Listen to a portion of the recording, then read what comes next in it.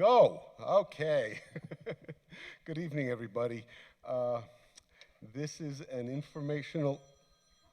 Whose phone went off? An informational evening brought by the Oxford Community Center. A couple of housekeeping notes to inform you with. We have some index cards in the back. Please keep social distancing throughout the evening and make sure that everybody's wearing a mask. The reason we are not wearing masks is so that we can talk into the microphones and we keeping social distance. Okay. Let's see. I am going to introduce the three candidates. You know, we have, sitting to my right here, Jimmy Jaramillo. In the center, we have Freiderikos Franke, right? Correct. And at the end is Chris Kalinski. Okay, these are all residents of Oxford, the greatest town in the world, by the way. You know, and I'm going to introduce the rules for the evening. Okay, at the opening, we're going to have we're going to give each candidate 2 minutes for an opening talk. After that, I will ask questions that have been entered in by the residents of Oxford. You know, they were sent in, and I have nothing to do with this. By the way, I do not live in Oxford, so I'm just the messenger. And then we'll have a 2-minute closing statement by everyone, and after that, we will start taking questions from the audience. Okay, we have. Please print so that I can read them. Okay, thank you so much. Okay, and let's start with an opening statement. Chris. Oh, Jimmy, I'm sorry. Jimmy. Well, thank you, Larry. Thank you, Liza and Phyllis, in the community center as well. You hit the nail right on the head, Larry, when you said Oxford's the greatest town on earth. I've lived here since 1997. My parents in the background with my grandmother. We moved here from Philadelphia. I've loved Oxford my entire life. I used to play t-ball right over there behind the field. Used to eat lunch and dance to Oxford Kids Camp songs right here on the floor you're in for Oxford Kids Camp with Jenny Stanley. Oxford has had a special place in my heart for years. We live in, what makes it so special is that we always look out for each other. We're like one big family. Yeah, we have issues once in a while, but we come together when it's necessary. Example, when Al Leopard needed his transplant, heart transplant, you know, we all got together and we went to had a pasta dinner at the firehouse and we raised money to pay for that transplant. Or when John Fox, God rest his soul, passed away, we all gathered at Doc's. $25,000 we raised to help pay for his hospice and his medical bills. That's the community I love. That's why I'm running for office. I don't have an agenda here. I'm looking to keep Oxford Oxford and build off of the accomplishments the current commissioners have done, keep Oxford the way it is, but improve it along the way with grants and investments from Annapolis that we've already got so far, and continue to make this amazing town the jewel of the Eastern Shore. I hope on September 15th, when you go down to Town Hall, check Jimmy J. That means experience. That means knowledge of the town, what worked and what hasn't worked. Again, you're voting for experience. Thank you. Frederico. Good evening. I would like to thank you all for having me here, especially the OCC, Liza, Larry, and Phyllis. Your microphone's not, I don't think it's working. Or is it? Scott? We can't hear him. You guys really need to bring those mics closer to yourself. Okay, now? Yep. Good. So, I will begin again. Good evening, ladies and gentlemen. I would like to thank you all for having me here, and especially the OCC, Liza, Larry, and Phyllis, and everyone who has worked hard to make this forum happen. A big thank you to all of you. Today, you will find out more about me and what I would like to do if I get elected to be a commissioner in Oxford, and as I call our town, our little paradise. From the moment I came here, I loved our town, but most of all, its wonderful people.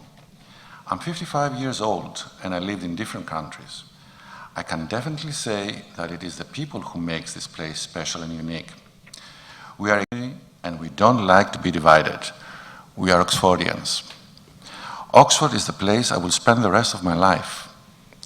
As a homeowner, I have invested in Oxford. I would like to keep our little paradise as it is, and I would not like to change it.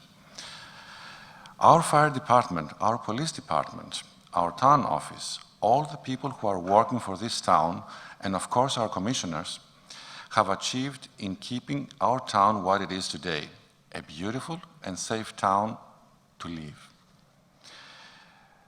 I would like to work with them with integrity, honesty, and vision as a member of this team and keep our town as it is. In March, I became a proud American citizen, a very special moment for me. And I believe that if I become a commissioner, it would be my way to give back to the community in the best way I can. I'm a straightforward person. I will work hard and for our community. I'm not a politician. I like unity. Finally, we are all Americans. I love Oxford and I care for Oxford. Thank you. Chris. Thank you very much. Kalinski, I moved here not too long ago, but 2017. We have the pleasure of occupying Miss Lewis's house where the store used to be. So we're trying to keep it nice and try to keep it nice, the Oxford spirit. When we got here, it was really amazing how welcomed we were in town. We've been coming here for a while, since '09, for many activities, sailing, etc. But when I decided to pick a place to live, I chose Oxford because I needed a place to welcome us, welcome my kids. I have 3 young kids, the first one, or the youngest one being just 1 year old now. And what I really enjoy about this town is that we can raise the kids here in an environment that's amazing. I can have them run around on their bicycles outside and don't have to worry about it. And it's really nice and welcomed. The neighbors that I met throughout the years have been really nice, really gracious. And we really enjoy living here. So I think so far the town is what it is because of the people who live here. And it's been fostered for years and years, very carefully. So the historic committee, the commissioners, everybody's done a really good and careful job of keeping the town spirit as it is. And I think that's critically important to keep that alive. And I think we need to keep that tradition going. The big problem that we're facing, I believe, is rising water levels, environmental change, and the population moving slightly. I think there's a lot of younger people moving to town, and so there's a transition period coming. And I think it's important to be very careful managing that and managing that right. Thank you.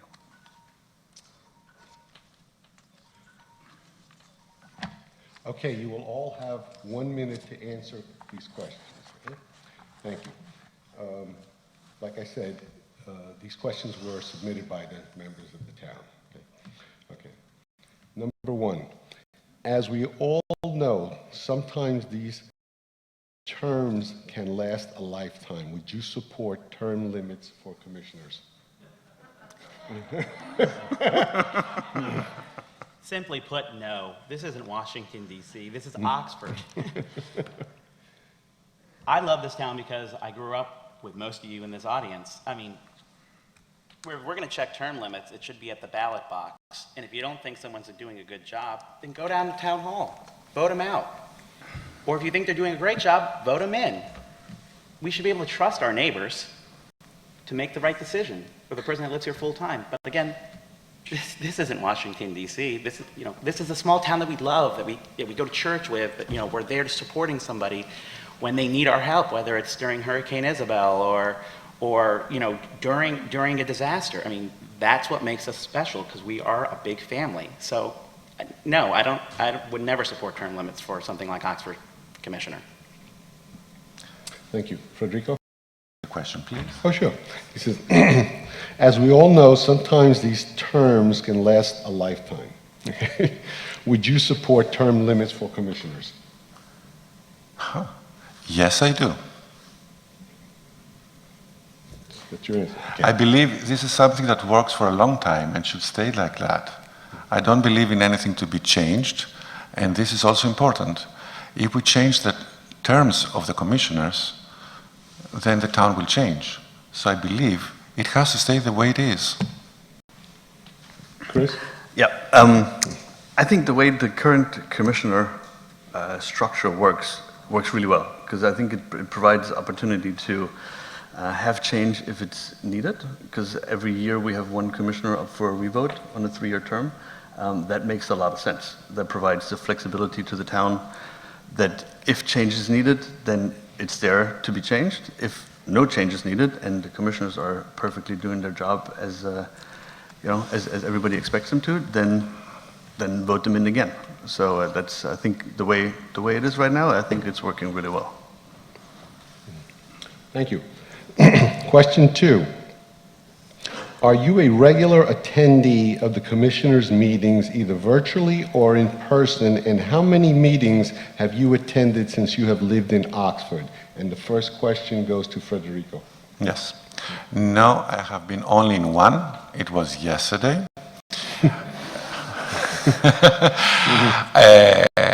You know, I saw the meeting yesterday and I found it really very interesting. And I found out that it was wrong, that I didn't follow the rest of it, or in the past. It was really very interesting to see how people are thinking, what kind of opinions they have, and how the commissioners are facing these issues from the other people. And it was really a very good conversation, and how they handle all the issues. For sure, if I become a commissioner, I have to follow all the rest. And it will be a pleasure to follow them, because I really learned a lot from the people they participated yesterday. Thank you. And Chris? I have unfortunately not attended any meetings, quite frankly, just because my business has been really busy in the past. So now with commissioner running, I'm doing a refocus. Obviously, if I'm elected, I'm attending every single one of them, naturally. I've attended many historic commissioner town meetings, because that's very interesting to me, how we're able to keep the town looking as nice as it is, and how we're controlling that. So that has a lot to do with guidance from the actual commissioners as well. I do have regular conversations with Gordon Franke, for example, who's one of the current commissioners, and I do have multiple conversations, with my neighbors about issues, flood issues, mitigations, etc. And I actually do talk to Cheryl a lot. I do read the notes, and I try to stay involved, but so far, unfortunately. Larry, I can't keep count of how many commissioner meetings I've attended. I've been going to commissioner meetings for years since I've lived here. Attending commissioner meetings are very important when you're running for office. I don't just attend, I've been attending commissioner meetings since we did the Blue Cross Memorial, the Veterans Memorial, or when we were deciding if there was going to be a YMCA pool here, or the noise ordinance, or yesterday, the short-term rental stuff the commissioners voted on. I don't just stop there when going to meetings. I go to Talbot County Council meetings when it involves the town of Oxford. I go to meetings in Annapolis when it involves the town of Oxford. Example, Trooper 6. They're thinking of cutting funding for Trooper 6, which is our medevac, for those who don't know what that is, here in Easton. You know how many people rely on Trooper 6 in our community?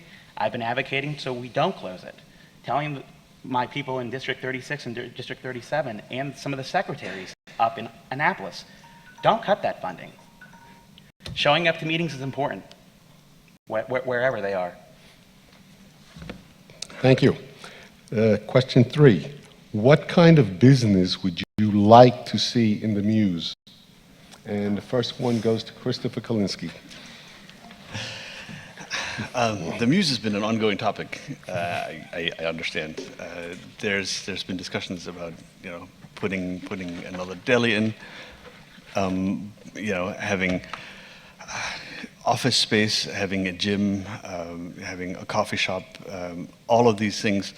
I think the town evolved itself greatly with the coffee shop across the street from the Muse. I think we have a market. Chris's market is working. Office space, I don't know. I don't think that's proper. But I think the Muse is a really, really good opportunity for Oxford to have maybe one or two more really targeted stores for tourism, especially with a lot of people coming through town, through the ferry and through Oxford Road. And I think Joan is doing a really excellent job with her niche store, which is really working well. And Barbara is doing her part on the other side. Okay. Just finish up. Go ahead. Yeah. Give And 10 seconds. so I think in the flair of that, having a business center there or having a gym there, I don't think is appropriate for the building. I think the building is too valuable historically to just put anything in it. I think it needs to be carefully thought out what we're attracting there. Thank you. Jimmy?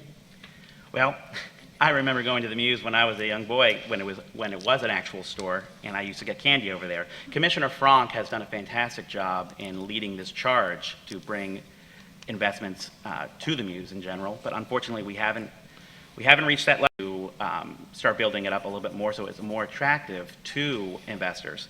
We have to make sure that the businesses that are there make sense for Oxford, so nothing like a gym or anything like that, but storefronts. And we've done a study on this. We did the Oxford Historical Commercial District Plan in 2016, where we talked about 3 businesses and apartments up there. I mean, that could be affordable housing or reasonable housing for young professionals that live here, with a nice mix of business down below.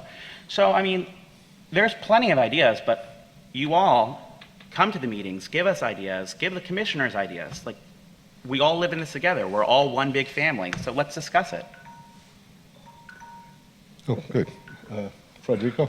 Well, of course, Muse is a very important subject. First of all, I was looking for myself to invest in Muse, and it would not survive.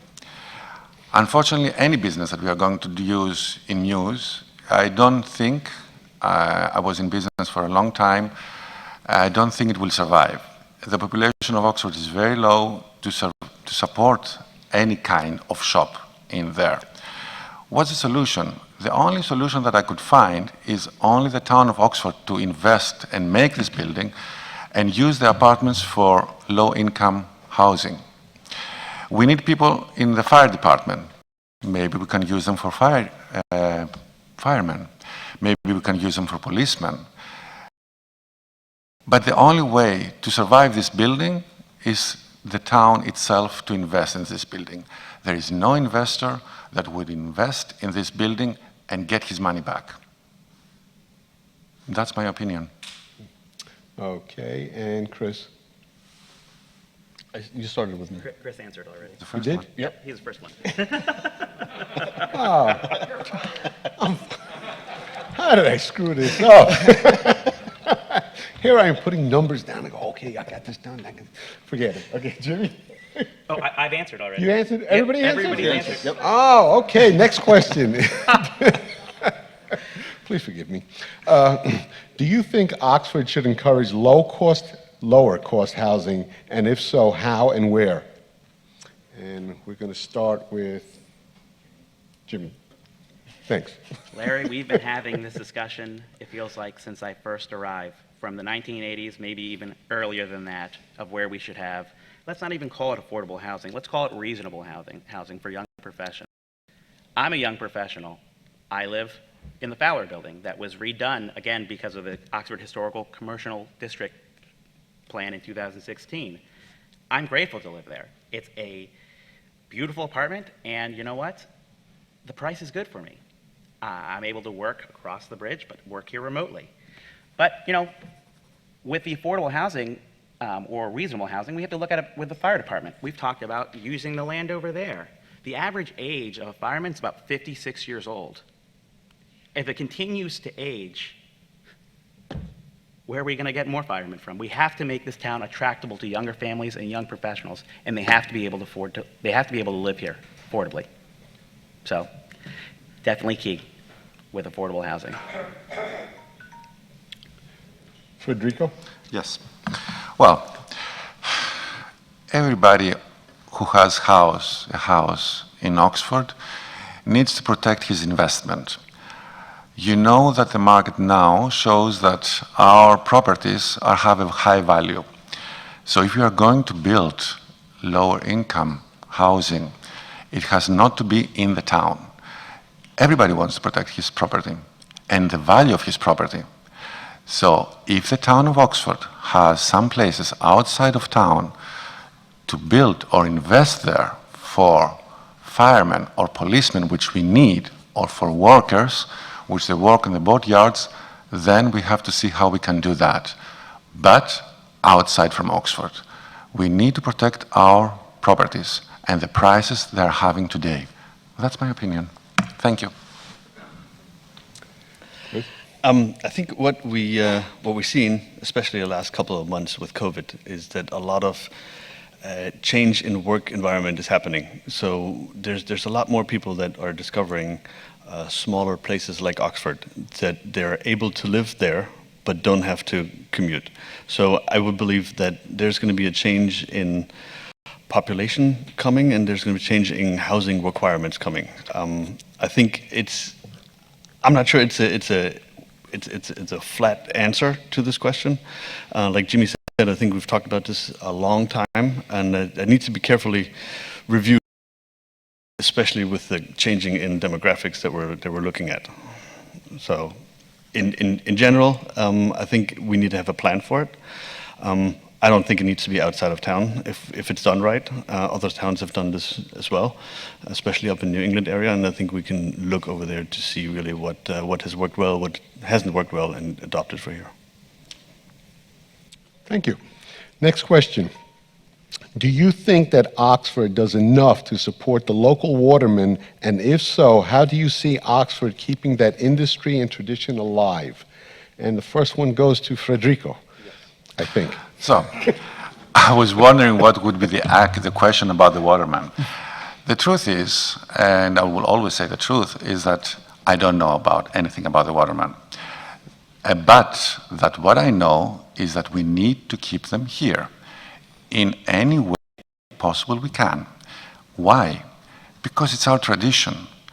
And tradition is very important to everyone. So for me, if there is an issue with the watermen, we have to keep them here. That's all. Thank you. Chris? I think the watermen are essential to the town. I think it makes Oxford what it is. The driving through town, seeing all the waterman boats and the work boats tied up is really nice. I think it makes the flair to the town right. So it's critical to make sure they're heard and make sure we can address whatever issues they have. I think we're doing a lot with the slips and the reasonable slips that the town provides. I think that makes a lot of sense, and we have an infrastructure there, but I think we can make sure we're really addressing what the issue is. The town is a water town, and I think it needs to stay a water town. And it really hurts me that every time I drive by Oxford Road, the red building that used to be such an important building where they built the log canoes is falling apart, and it's a shame. It's a shame. So, Thank you. Okay. Watermen are the backbone of this community. I don't know if you guys have seen the state logo. Most of you probably have. You have a farmer, and then you have a waterman on both sides. That speaks volumes. I have breakfast with watermen at the Talbot Watermen's Association once a month at 7 a.m. I know their issues. I know what they suffer with. I've sat at their dining room table, and they've told me, Jim, I don't know how I'm going to be able to feed my kids. And these are watermen in Talbot County or in Dorchester County. How am I going to feed them off-season? We need to be advocating for watermen, not here, just in Oxford, but in Talbot County in general. Watermen are what makes our town great. And I will continue to support them, whether it's here in Oxford, or what I've been doing in Annapolis, or what I've been doing in Talbot County. Thank you. Next question.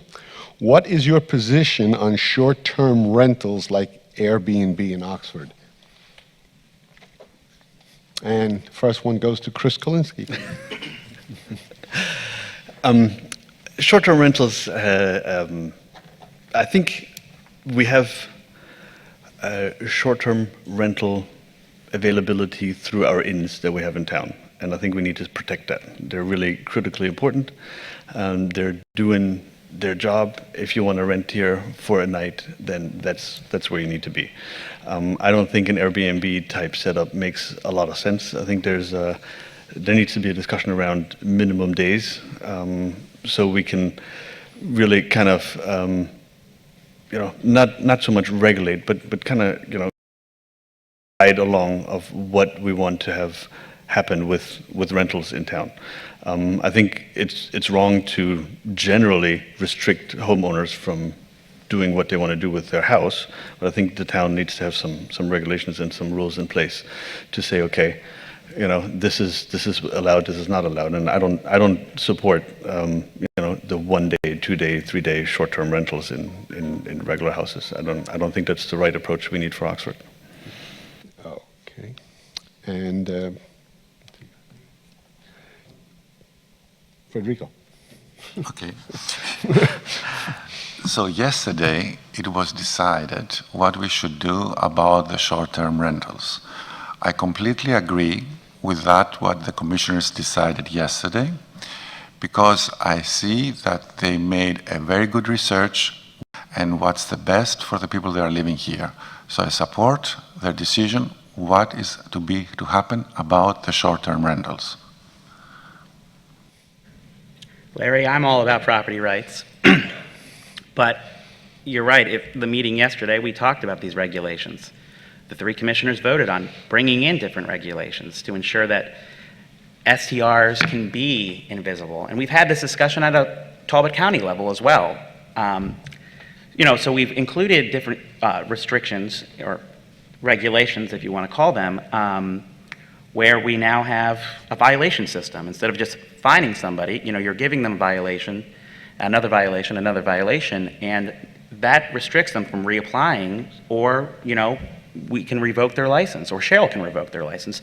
So that was decided yesterday, but we're also doing a car limit as well to help with the South Street and other places down near the Strand that have parking issues already. So most of this has been decided already. The question is, are we going to do a study to see where short-term rentals fit in town? 'Cause I believe that one size does not fit all for this town. I think short-term rentals in certain parts of the area don't belong. Okay. Thank you. Thank you. Here, Larry, just smack me next. Okay. Did everybody answer the question? Yeah. Good, great. Larry, I'll keep you honest. Don't worry. Okay. This is the next question, number 7. What is your most distinguishing qualification for a seat as commissioner, and why do you feel that you are a more qualified candidate than your opponent? And we start off with Frederico. Jim? Way to keep him honest, Federico. Thank you. Okay, Jim, go ahead. Now I got to make a difference between us. Why don't you just answer? I would say what makes me different from my competition is, my knowledge of the history of the town. But also, showing up to these meetings is probably the key indicator that I've taken the time, even with, and again, this is not a stab at you guys, but, I have a full-time job. I am finishing my doctorate in two months. I still show up, whether it's Town Hall, Talbot County Council Chambers, or in Annapolis when it comes to an issue that I care about in Oxford. Assistant, call it what you like, but I'm always fighting for Oxford, no matter what. Frederico? Well, my age, my experience. I was a general manager for 15 years in the car industry, And I learned to work as a team. And Oxford is a team, and I can work with that. I'm retired, so that means I have time. I believe there are the three reasons. It's a good reason to be a commissioner in Oxford. One of my best qualities, I think, is that I'm able to make decisions based on external input. So I like to receive input from people, from my neighbors, from people around me. I did the same thing with all my businesses that I have. I listen to my employees, and then I make a decision based on that. I'm able to revise my decision if it turns out to be wrong, but at least it's a step forward. So I'm not a career politician. This is my first time at hand in politics. I'm a business guy. So that separates me clearly from the other candidates here. I'm not a career politician. I'm only a marketer. Well, marketer, communications person. But yeah, so and that's my decisiveness and my really strong seek for external input, I think, makes me a very good candidate for being commissioner. Oh, I've already answered. You did? Yeah. I got you. Okay. What do you see as the positive aspects of Oxford? Is the next question. Who do you want to answer it, Larry? I want Frederico to answer. No, Chris. It's Chris. It's Chris? Yes. I think it's Chris's turn, yeah. You know what it is? They put all the names in the wrong places. So I'm all confused. Chris, go right ahead. In my mind, the most amazing thing about Oxford is the people in the community and just the feeling that you get when you drive into town.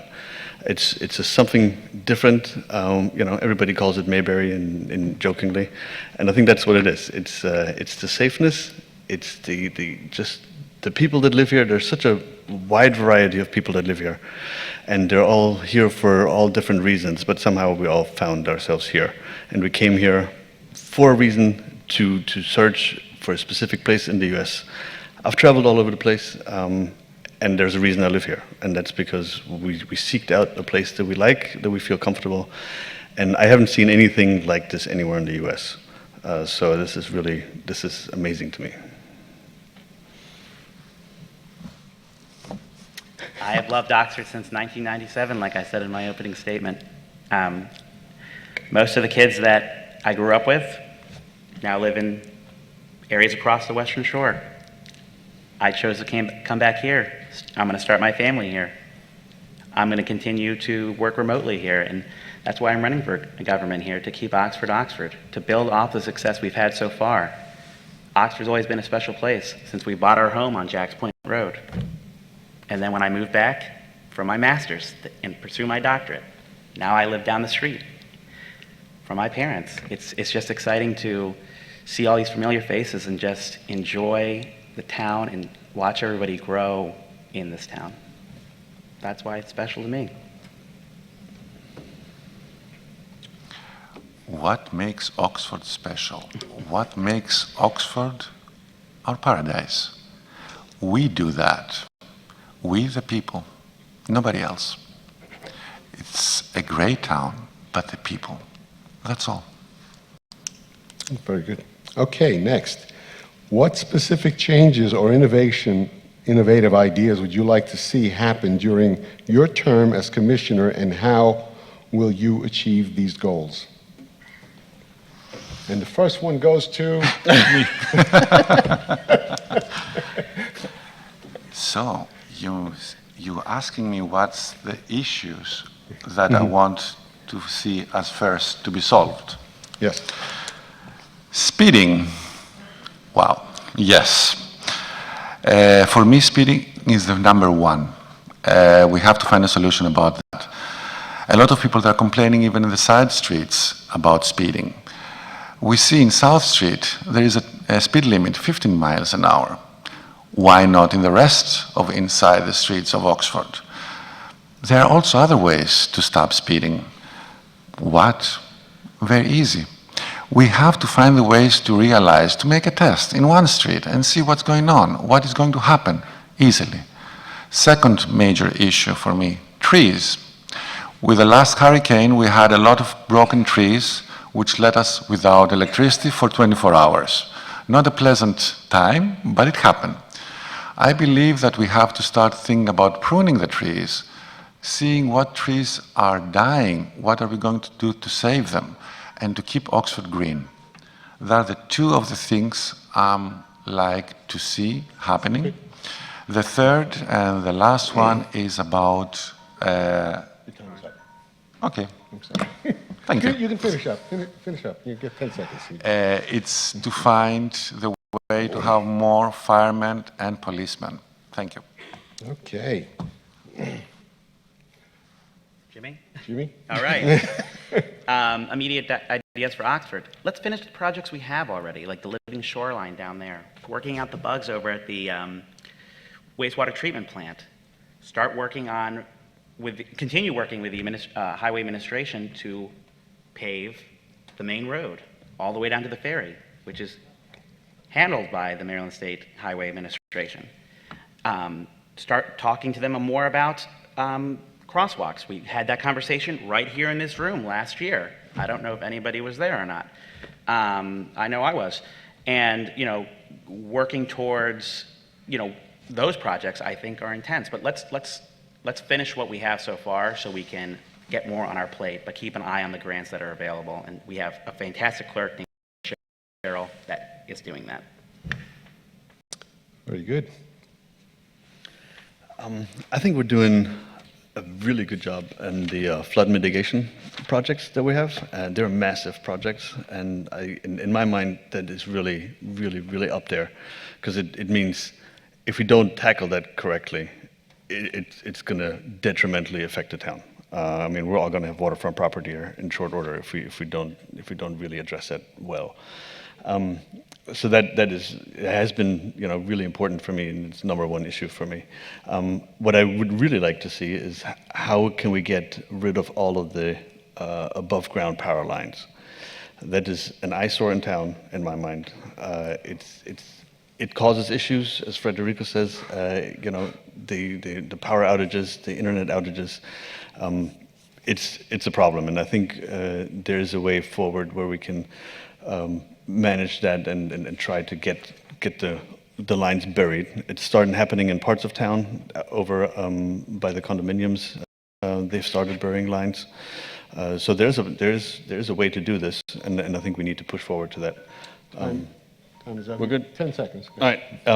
The speeding, I agree with the speeding. I did go to the meeting, Jimmy. So it's the same thing with the crosswalks. But I think the speed mitigation that was put in place is really good. I know we talked about thinning the roads out and putting into place when you come into town. What I keep hearing from people that live especially on here, and I live on the other end of town, but the problem with speeding is majorly contractors in early mornings when the police force is not controlling it. So that apparently causes a lot of issues where the speed limit is just not adhered to. Okay. You have more than 10 seconds. Sorry. Okay, next question.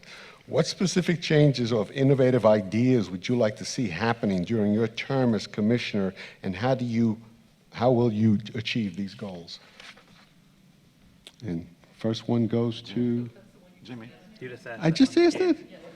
Oh, man, they got to find another guy, I'm telling you. Okay. How do you envision the town of Oxford in 5 or 10 years? And Jimmy starts off. Well, obviously, you know, increasing the younger population by bringing in younger people, younger families, making this more of a family town like I grew up with. I mean, we used to catch the bus back in the early 90s to go to high school and middle school. And also, you know, making this more accessible, but also, again, finishing the projects we have so far. I don't want to make this a community that's closed off. I want to make this a area where we can all welcome everybody here, but also let's get the Muse up and running. I mean, we have enough on our plate right now, you know, that, and I've been through the process of, implementing government plans, and it's going to take more than 5 years. Maybe we need to have a 10-year plan on what Oxford's going to look like. Chris? I think in 5 years, I hope the town is the same, ideally without power lines, and ideally with more of the flood mitigation stuff that we're working on. So I think the management of younger population moving into town is critical, and the ball field's not available anymore, but the bus comes here every day because I know my kids take it when they go to school. And there's actually a lot of people on this bus. And the bus comes twice, once for the middle school and the elementary school, once for the high school. And it's amazing seeing young kids in town. And we're going to see that more and more, especially with COVID times. So, I think managing that and really being careful of how we address that and how we cater to both sides of the population, that we have living here, I think it's going to be critical, and it's going to be awesome. I moved here and I live here because I like Oxford as it is. I don't want to change anything about it.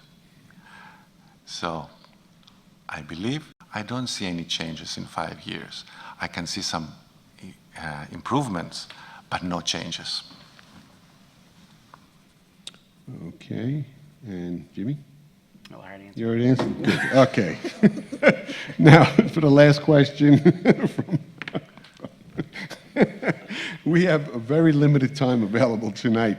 So where can we find out more about you and your platform?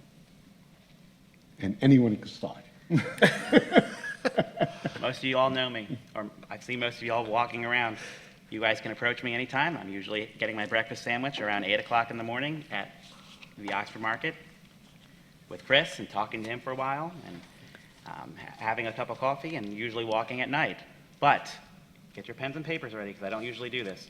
My cell phone is 410-226-6400. Call me anytime. I'm happy to meet up with you and discuss issues. I'll be here until the last person leaves, and we can talk about whatever you want to talk about, and whatever makes what would you want to know about my platform or what issues is on your mind. I'm here to answer any question you have.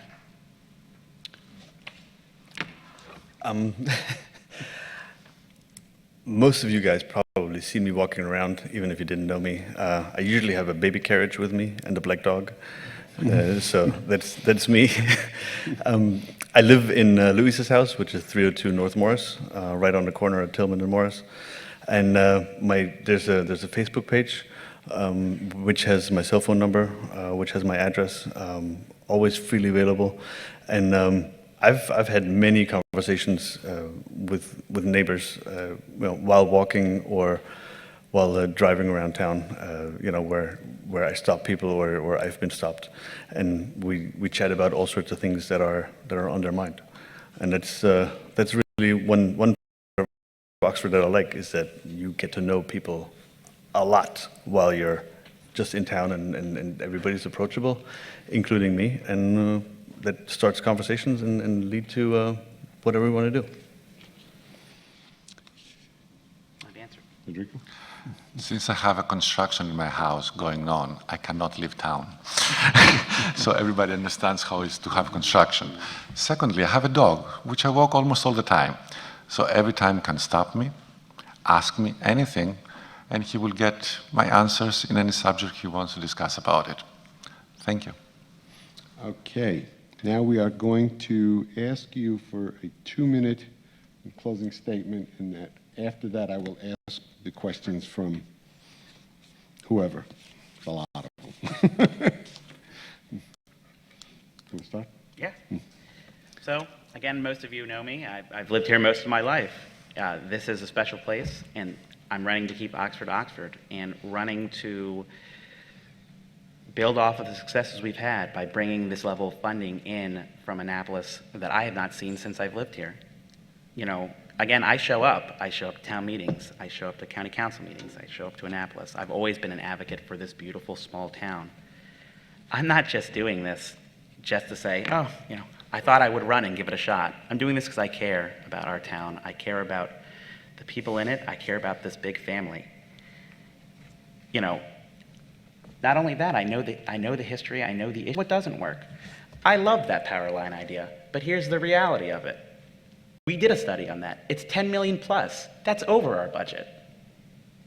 St. Michael's did it. St. Michael's did it, and they're still in debt. So, you know, great ideas, but come to the meetings, know what's going on, and like I do, and maybe we can work together.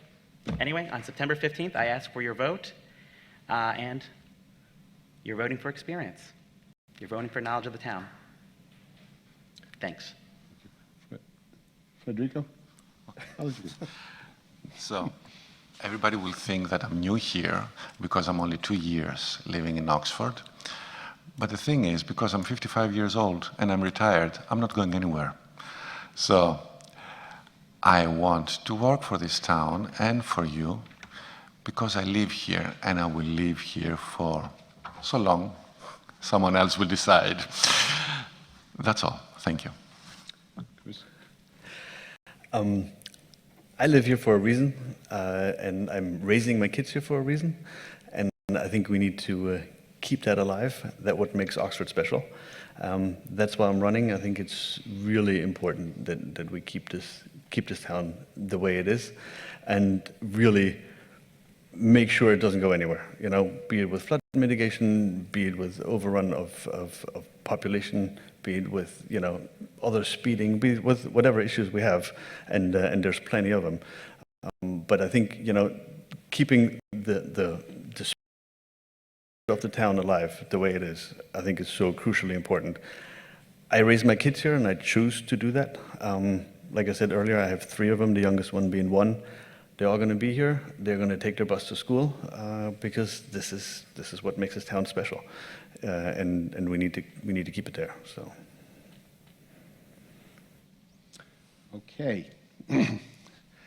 Question sent in by, must have been Larry Paz. No. How do you feel we can address the rising sea level flooding issues in the town of Oxford? You want to start, Frederico? Yes. Wow, that's a very big issue. For sure, we have to do something. And I know from Cheryl that she had 2 studies. She's trying her best to find the best solution for town. I would like to work with her to see what she has, what she's doing, and to help. For sure, one of the issues is that nobody thinks how each one of us can help. One, solars. Solar is not popular here in Oxford, and there are ways that we can use solar without changing our character. This will help, and everybody can help little by little. Thank you. Chris? I think the current flood mitigation plan is a really good starting point. Building islands in front of the Strand, and building islands on the other side, and at the yacht club, I think is going to really do a great deal. And I think we need to keep this momentum going. We've started this. It's been supported. I've seen the plans. I think they're really good, and I think we need to keep this going to make sure the town doesn't go under. You know, you see the constructions all over town with trying to keep Oxford Road unflooded during high tides. I'm not sure it's working, but you know, I think there's a plan there. So I think we need to really push that in that direction and keep doing that. I actually agree. I definitely think the flood mitigation plan is a key building block. Governor Hogan just announced a DNR grant for $26.6 million that can help combat flooding and improve water quality from DNR, which is something we should be working towards, and I believe Cheryl is. I think building off of that and using that money to help build off of our flood mitigation plan is key, but also, again, finishing that project that will stop beach erosion, which is one of the most unique projects in the governor's side. Why not Oxford? Love it. Why not Oxford? So I think, you know, using those funds and, you know, working with DNR, Secretary Hathaway's done a fabulous job, and working with other secretaries in the current administration will be essential to stopping the flooding and improving Oxford in general. Next question. Okay. What kind of businesses would you like to attract here? More like the Oxford Lab? I don't think it's a business, but.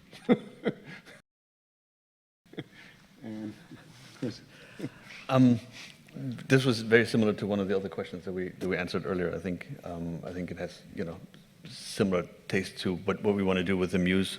I think that's a central key point of what kind of businesses we want in Oxford.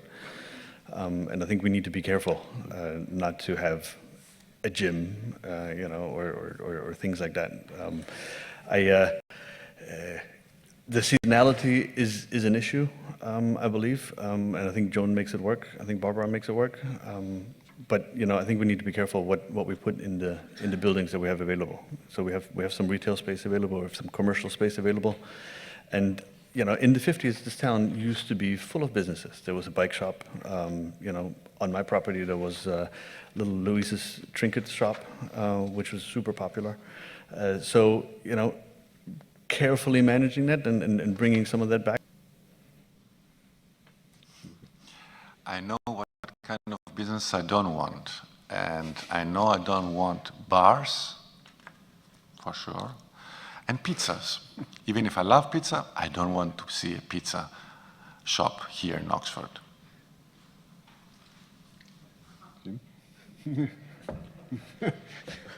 We have done, we've done a study on this before, in 2016 and 2017, and, the results obviously were regarding the Muse, something along the lines of, again, apartments up there, but then, 3 different store fronts down below, and, we've talked about, bringing beer and wine, something that specializes in that, maybe a brewery. Again, this is from the studies that we've done. Someone said an art gallery, something that serves a general store, or someone even said an urgent care. I've talked to most of the people in the community.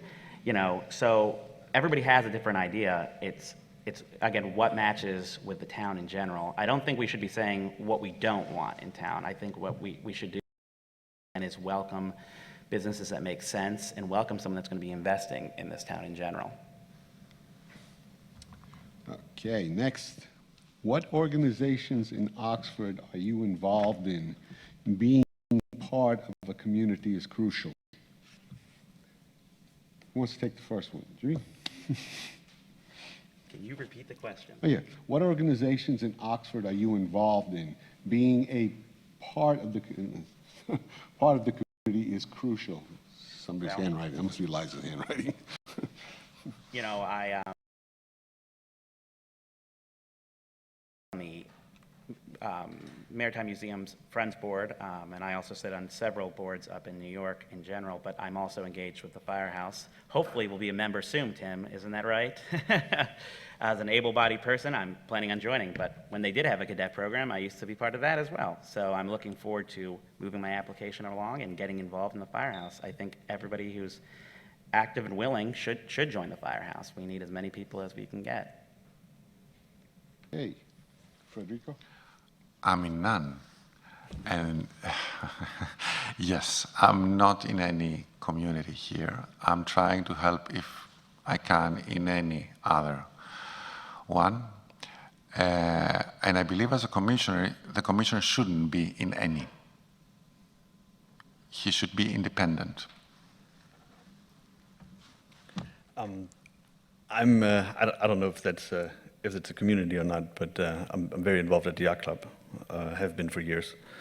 I've been talking to Henry Hale about joining the Firehouse also for probably 2 or 3 years now. It's been on my mind to do that. I am frequenter, obviously, of the OCC. Come here for exhibitions, come here for events, attend whatever I can, and be part of it. Really go to the museum a lot because I think it's really cool what the exhibitions are done there, try to be involved in, or at least talk to the businesses in town, and kind of seeing what their take on things are. Next question. What is your view on how to have property owners maintain their buildings in disrepair. So I've been doing a lot of door knocking, and I've probably knocked on most of your doors already. And there are a couple properties that I've seen where the grass is as tall as the house, basically. We need to make sure and implement something. Again, I'm all for property rights, but I mean, if it looks like an abandoned house, either fix it up or sell it, or I think Cheryl needs to pay them a visit and say, cut your grass, even if the person's not living there. We need to make sure that this town looks the way everybody thinks it does on the Western Shore. Like, when everybody lights up, when I say, hey, I live in Oxford, they're like, you live in Oxford? Is that place with the old ferry and the old man on the at the restaurant? I'm like, yeah, absolutely. And then I have to tell them about the old merchant. But we have to make sure our town looks the way everybody else thinks it does. So that is also making sure property owners take care of their property, even when they're not living here full time. Chris? Look the way we want it to look. And all of us here, I'm pretty sure, take very good care of their properties. And it really hurts me when I drive by the red building every day with the broken-in window, with the door falling off. It really bugs me. We even made an offer trying to buy it so we can fix it up. Because it's so wrong for the town that it's not right. So and there's a couple of other properties in town, and I think abandoned cars, buildings in disrepair is a problem, and I think we need to address that. Frederick? Well, there is a right for the homeowners, but there is also a right for the people who live around. So for sure, there is a way to find solution for these abandoned or not good maintained houses. In France, in Paris, they have a law that you have 10 years to maintain your facade. That's why Paris looks like it looks. We can do the same here. We are Paris. Maybe we are much better. But we can do it. Okay. We're trying to keep this on not political. Do you feel you can serve as a nonpartisan in this election? I'll take that question. So, from Commissioner Greenhawk to Commissioner Radcliffe to Commissioner Kearns, every election here has been nonpartisan. Anybody that's trying to make it partisan or bring Washington politics forward doesn't understand the town, doesn't understand the culture. This is a nonpartisan place. Republican, Democrat, we're all Oxfordians. We're all family members of this fantastic community. Every candidate on this stage wants to do what's right for Oxford. I have no doubt. We may have different approaches, but again, anybody trying to bring partisan politics into this ain't gonna work here. Party should be checked at House Half Acre, which is town limit. I actually going to agree with him on that. Excuse me? I actually going to agree with him on that. Okay, great. Frederico, you have a... You have the second. I'm the second? You answer. Yeah, I'm already done. He said he agrees. Yeah, I agree. Okay. Okay. I'm going to keep it loose here. I prefer unity against politics. So, I don't believe in politics. In Oxford, I would say I'm even against politics in Oxford in any way possible. Thank you. Okay, next question. What is to be done about the ball field and roads through town is a mess, swimming pool also? Wow. I read them the way. Larry, I think we might be here all night. I'm worried about that. All right, so we've had this swimming pool discussion. When the YMCA wanted to invest, I'm sure if people want to bring it up again, whoever is serving on this commission, whether it's me, Chris, or Federico, I'm sure we'll definitely entertain it. With the park in general, I'm assuming you're referring to the ball field over there. which was the old ball field, then became the old dog park, and now is a park where we're working on. Cheryl's done a fantastic job in securing grant money for that. It is in the process of being built. So I'm looking forward to including that in the 5-year plan, and hopefully, the designs look fantastic. We're going to have small charcoal grills there, and different, a whole bunch of different trees. So it's going to look great, and I'm hoping that we'll have a couple trails there as well, which I think is in the plans as well. So Parks and Rec from the state on has done a fantastic job in giving us that grant money. What was the last one, Larry? That was it. What's to be done about, ball fields, roads, it says roads. Road. Town is a mess. Swimming pool also. Well, as Doc Brown said, where we're going, we don't need roads. No, I'm joking. So I'm thinking with roads, obviously, part of my 5-year plan was to work and continue to work with the State Highway Administration to take care of the main road going all the way down to the Oxford-Bellevue Ferry, but I also think there are a couple of roads that do need our attention immediately within town, and filling potholes, and some will need repaving in general. So I'm looking forward to working with that if elected, or working on that if elected. About the swimming pool, I heard the story about the swimming pool. For me, swimming pool brings traffic, brings people in Oxford. No, thank you. I'm against the swimming pool, the public swimming pool in Oxford, and I don't want to see a swimming pool in Oxford. Thank you.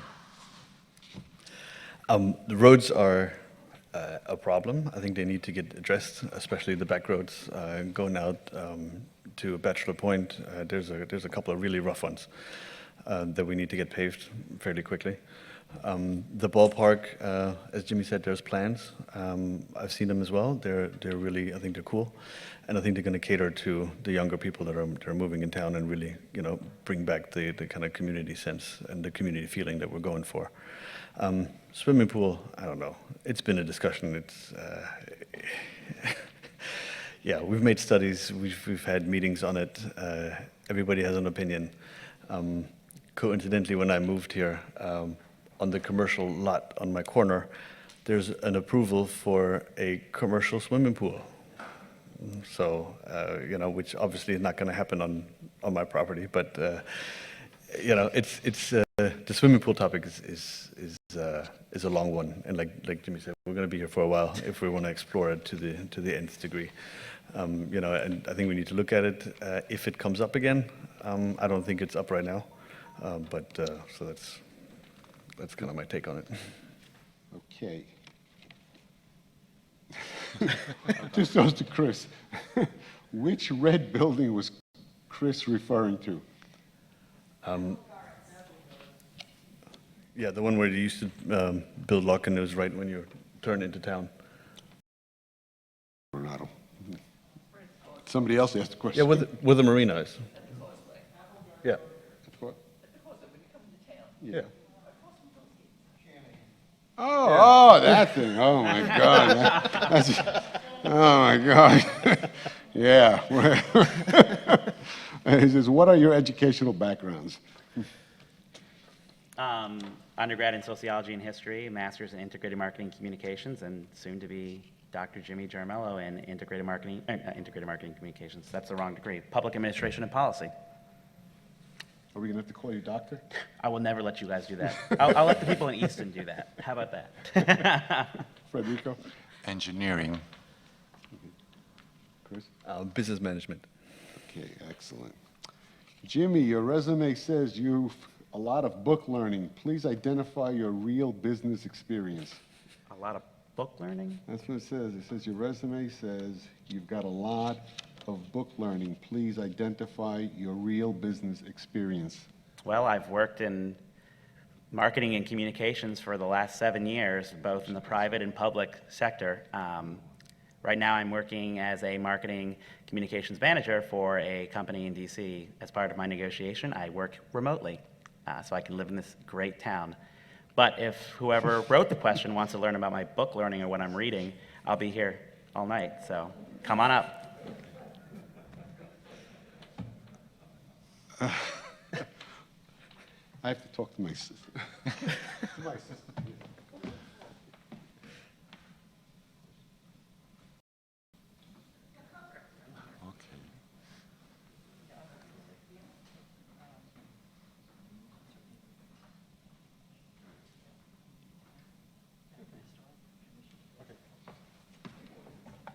Easy, Larry, easy.